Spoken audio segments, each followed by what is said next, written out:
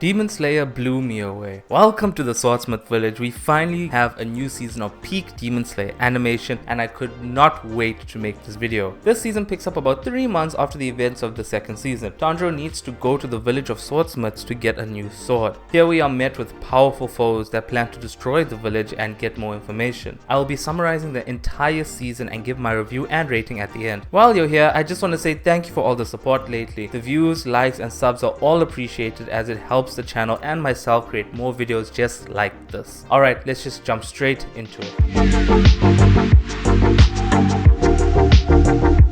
We start off right after season 2's battle with Tengen and Gyutaro. Our group is huddled after a hard-fought battle. We see Kaguya having hope that the Demon Slayer corpse will defeat Muzan. Muzan has summoned the Upper Moons because of the death of Upper Moon 6. The intro plays and it is beautiful and mind-blowing. We get to explore some parts of the castle as we ascend to Muzan. We see the owner of the castle, Nakime, who has full control of this place. We are slowly introduced to the rest of the Upper Moon, starting with Upper 5, Gyoko. Upper 4 is revealed in the back as he fears everything, but don't let Hantengu fool you. Upper 2, Doma joins in and passively irritates Akaza. Enraged, Akaza punches his jaw off. The anger towards Doma is possibly due to how fast he ranked up. We are told Upper 1 Kokushibo is here and Muzan appears. This animation with Muzan and his test tubes looks so real, as if they were filmed in real life. He says that he knew Gyutaro was weak because of Daki and she was holding him back. He gets infuriated as he wants the Ubayashiki family dead and wants to find the blue spider lily after all these years. Gyoko says he has some information that will change his mind. Then we move to a shot where Muzan is holding his head, which is severed, in his palm. We are told an upper rank hasn't been defeated in 113 years. Muzan commands Gyoko to confirm the information and Hantengu is said to tag along. Doma wants to tag along too, but Akaza slices his whole dome off. Kokushibo slices off Akaza's hand as we get a glimpse of this guy's monstrous face. Akaza claims he's gonna kill him and Kokushibo leaves. We see Nakime send Doma back to his palace and a flashback to Tanjiro's ancestor, Sumiyoshi. He is having a chat with Yorichi. We then move to Tanjiro in the hospital, awaking from a 2-month coma. Kanao is pleased to see him awake. Kakushi from the Demon Slayer Corps pulls up with a dessert, shocked that no one told him Tanjiro awoke. The kids Tengen tried to take at the start of the second season are all happy Tanjiro woke up, and the next thing we see is Inosuke hanging from the roof jumping on Tanjiro. Even the cat is relieved Tanjiro made it. 1 week after Tanjiro has some strength, Zenitsu and Inosuke went out on their missions. As Tanjiro goes to rehab, we see that he needs to go to the Swordsmith Village in order to get a new sword. He is taken there and it is beautifully depicted. No one knows how to get there, so Tanjiro is passed on from one person to another. We see Mitsuru in a hot spring, excited to see someone full of gratitude here. We meet the chief of the village and he says that Nezuko has gone missing. We are shown around the village and we see Mitsuru running towards Tanjiro from the hot spring. At the hot spring we see an old-faced Genya. As usual, he is very hot-tempered. Mitsuru tells Tanjiro about a secret weapon in the village, so the next morning Tanjiro searches for it. On his search, he sees Muichiro and a young boy. We also see a silhouette of Yorichiro from far. Muichiro slaps the boy and Tanjiro confronts him. Their difference in strength is so wide. We see this Yorichi lookalike is a battle bot used for training and Muichiro is damaging it with how powerful he is. He wants the key from the boy to use it. We see Muichiro practicing with the doll. It has 6 arms to replicate the power of the real Yorichi. Muichiro starts chipping away at its arm and Kotetsu runs away. Tanjiro comforts him and tells him not to give up if he wants to repair the bot. Later that evening, Kotetsu is standing over the doll with an arm missing. However, it is not fully broken. Tanjiro starts training with the bot. He isn't the greatest at the start but catches on quickly. On another attempt, he holds back as to not damage the bot, but he breaks his sword and the head of the bot breaks, revealing another sword. They both pull out the sword and it is rusted. A brawly looking guy approaches them and it's Nezuko, wanting the blade. He really wants the sword, so he gives Tanjiro a replacement sword for the meantime as he works on it to give it back to Tanjiro. If only he started with that, then all of this commotion would have been avoided. We are back in the village with Tanjiro and Genya. Upper Moon 5 appears and kills onto the swordsmith. He however cannot consume them. Hantengu is on the roof above Tanjiro. Muichiro talks to Tanjiro but Hantengu interrupts. Muichiro is too quick to act and we see how quick the demon is. Nezuko joins in and Muichiro manages to slice off its head, but Tanjiro remembers that slicing off an Upper Moon's head doesn't always lead to death. The body splits in two and Muichiro is sent flying away. We make the assumption that Hantengu uses his multiple personalities as demons. Tanjiro gets electrocuted but Genya pulls up with the shoddy and beheads the demons, and we see them split even further. One of the demons can fly and takes Tanjiro away. We see Genya getting stabbed by the sad demon. Tanjiro is hit by the joy demon with a sound attack that blasts his eardrums. We see Muichiro validate running away or saving saving the kid. He eventually goes and saves the kid from the fish demon when he remembers what Tanjiro said to him earlier. Moichiro figures the vases is the main weakness and not the head here. We see Moichiro slowly regaining his memories. He takes Kotetsu and runs off. Back to Tanjiro, and the foot he cut off changes and uses the same attack but is very much weaker. He figures that the more they split, the weaker they are. As Tanjiro is fighting joy, pleasure is subduing Nezuko, and sorrow is killing Genya. However, Genya pulls out the shoddy and beheads the demon. Anger has to step in and shock Genya before he gets another hit in. Pleasure kicks through Nezuko, but she kicks back and nearly beheads him. We see her use her blood, demon art, and Pleasure's fan to push him away. Tanjiro tricks Joy and catches a ride with him back to the gang. He sees Anger shocking Nezuko, so he dashes to save her. He uses the foot of Joy to prevent himself from getting electrocuted. He figures if he slashes their tongues, then it takes a bit longer for them to regenerate. Anger goes for the kill, but Nezuko protects Tanjiro. Pleasure returns and pushes him to the bottom floor, knocking them both out. The village is being overrun by pot demons, and we see Mitsuri run back to help out. Back to Moichiro, and he encounters Upper 5 Gyoko emerge from his pot. We see more of the fish destroy the town, but Mitsuri comes just in time to kill a big ass pot fish that nearly killed the chief. Tanjiro and Nezuko gain consciousness and try to escape, but are caught by an attack of lightning. Pleasure chases them while Tanjiro carries Nezuko. He attacks, pushing the duo out of the building. Gyoko is showing off his art, which is a huge compressed mist of some of the swordsmiths who are still alive and feeling all the pain. Michiro attacks with mist breathing, but Gyoko is too quick to dodge. He teleports to different pots around the area. Michiro slashes the pot, angering Gyoko. He summons fish that spit out poison needles. They attack Kotetsu and he protects them, taking the damage. Moichiro tries to remember his past and attacks Gyoko, cutting an arm. Gyoko retaliates by submerging Michiro in a vase of water that he cannot escape. Back to Tanjiro, and Nezuko coats his blade in her blood, using her blood demon art to turn it into fire. Tanjiro amps himself up and prepares an attack. Anger gets scared and sees Yorichi's face in Tanjiro. He ends up slicing off all their heads in a badass shot. Genya also slashes off the head of Sorrow, but he looks very demon-like. The demons are still alive, and Tanjiro deduces it's not a Gyutro situation. He realizes that there's a fifth demon after he gets a scent of another one. Genya tries to act tough in front of Tanjiro, but his charm just overwhelms him. Genya and Nezuko hold off the other demons as Tanjiro searches for the fifth. Moichiro continues to have a bad time. Nezuko is in trouble, so Tanjiro gets even faster as he adapts in the combat. Genya finds the fifth demon, and it's very tiny. He tries to slash off its neck and shoot it, but it doesn't work. The anger demon goes for a fatal blow on Genya, but we see one of many flashbacks in the season. Long story short, Genya's mom gets turned into a demon and attacks her kids as they expect her home. Sanemi headed off to find her but comes back with her, trying to fend her off. Genya's siblings are killed and he blames Sanemi for their mom's death. What was messed up is that this episode was released on Mother's Day too. This could explain their relationship, as Genya just wants to say sorry to him. Tanjiro saves Genya and tells him to never give up. Zoro starts to attack Tanjiro, but Genya blocks the attack with his body. Tanjiro chases after the fifth body now. Tanjiro tries his hardest to cut off its head, but another new demon appears. This is hatred, a combination of anger consuming the other emotions. This demon can make and control wooden dragons and use the abilities of the other demons. We see the transformation from the perspective of Genya. We see the main body is being kept in thick wood. He tries to convince Tanjiro that why he should struggle for other lives, like they matter to him. But Tanjiro is a man of saving all he can. Back to Moichiro as he struggles to cut the water vase. Gyoko goes to hug Nezuko, who is hit honing the sword. Gyoko gets irritated as he is so focused on his work. He tries his best to break his concentration, but nothing works. Kotetsu tries to help Moichiro, but is hit by a fish with metal claws. He however manages to give Moichiro some air to perform an attack to break the vase. He is finally free and regains his memories. We get another flashback from Moichiro's past. Long story short, Moichiro has a twin brother, Yorichiro. Their mother passes away from a sickness and their dad dies trying to get meds for their mom. Yorichiro is kinda mean and feels there's no sympathy within him. We see Moichiro meet Amane by the river as she wants more people to join the corps. Yorichiro doesn't like the idea, but Moichiro is excited. Later on that night, a demon comes while they are sleeping. Yorichiro gets really hurt, but Moichiro blacks out and kills the demon. However, his brother is dying. They reconcile as he dies. The flashback ends and Moichiro gets the demon slayer mark. He protects Kotetsu and heads to Gyoko. He barely dodges the attack and Gyoko uses huge tentacles to attack. Moichiro frees himself and is given a new sword. We see another flashback of the swordsmith that made his sword connecting with him. Back to the present and Moichiro attacks, damaging Gyoko slightly. He knows that if he ridicules Gyoko's art, then he gets more enraged and will probably make more mistakes. He is thrown poison fish but slashes them up, but instantly scatters the poison away. Gyoko sheds his skin as he is beheaded and comes out as a half fish demon thing. Whatever he touches turns into fish. We flash back again, my word, to when Amane treats Michiro's injuries. We see him hard at work training in the Demon Slayer Corps. Back to the present and he uses an attack that creates mist to cover his movements. With one swift slash he defeats Gyoko and sliced up his head to finally shut him up. Thank goodness we didn't get a backstory here. Moichiro is fatigued and badly damaged after that. Kotetsu shows him the handguard that Rengoku's blade had and he sees a memory of him. Soon after that we see his parents and brother comforting him. Tanjiro and Yang are still struggling with hatred and nearly dies, but only for Mitsuri to save him. She starts to fight hatred and gets close to beheading him, but Tanjiro warns her that won't do anything. She gets hit with a powerful sound attack and loses consciousness. Hatred approaches her and plans to kill and consume her. Well, what do we have here? Another flashback of Mitsuri. No man wanted to marry her as she is too strong and has weird colored hair. Her family on the other hand support her and love her for the way she is.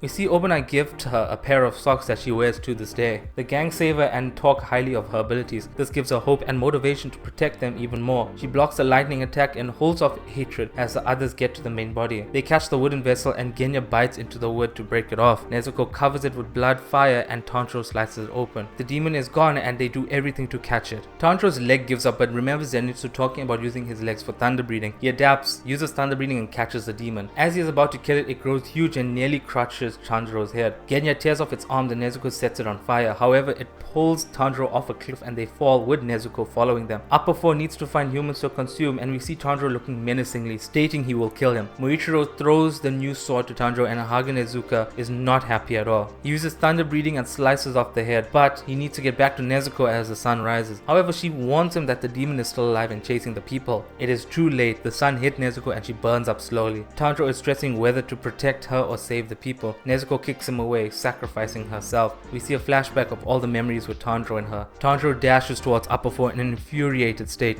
He ends up killing Hatengu and weeps about his loss of Nezuko. Oh yeah, and we get another flashback, this time of Hatengu's past. However, we see Nezuko is absolutely fine as she has conquered the sun. Everyone is so happy that she lived and she utters a few words. We finally get to see Kid Muzan as he is excited Nezuko has conquered the sun. He will now be able to consume her and he can go out in the sun. He savagely kills his caretakers and heads off. Oh look, another flashback, this time of Muzan. We see that he is very ill and the doctor says that he can take medicine to heal himself before he dies early. Muzan isn't too convinced, so he kills the doctor. Moments later, we see that he experiences his demonic powers. He researches that he needs to get a blue spider lily in order for him to go out in the sun. However, he could never find it. The second option was for him to create demons so that at least one of them could conquer the sun. He is now after Nezuko because of this. We see Tamayo researching the blood samples Tanjiro has been sending her and deduces Nezuko will conquer the sun one day. Tanjiro is sent off and is told that his sword will arrive soon. The village celebrate and thank Tanjiro for his hard work. The credits roll and we see the next arc, the Hashira training arc, will be the next one. Before I start talking about anything else, we need to talk about the main issue of the arc. Why were there so many flashbacks and why were they in the middle of the fight? Like I said in the previous videos, flashbacks are okay, but one or two if you're gonna slot them in exciting moments. It does destroy the whole flow of the fight. I feel if they wanted to include backstories, then do it after when the viewer knows the character has won. Like Muichiro could have had his backstory just as he sliced Kyoko's head off, but instead it was placed right in the middle of the fight. Even Mitsuri, just as she was about to get hit, boom, a flashback. I feel like they could have directed it a bit better. Otherwise, everything else was amazing. The animation as usual was the best part of the series. The fights are the best with bright colors and the way the animation just flows is just satisfying. The CGI was not bad as some people say it is. It felt like it matched the art style and that's all that matters. And it doesn't stick out a lot. The story felt very fulfilling and ended with no loose threads. We start by entering the village and we end with leaving the village. This season deserves an 8 out of 10 and it loses points slowly on how many flashbacks there were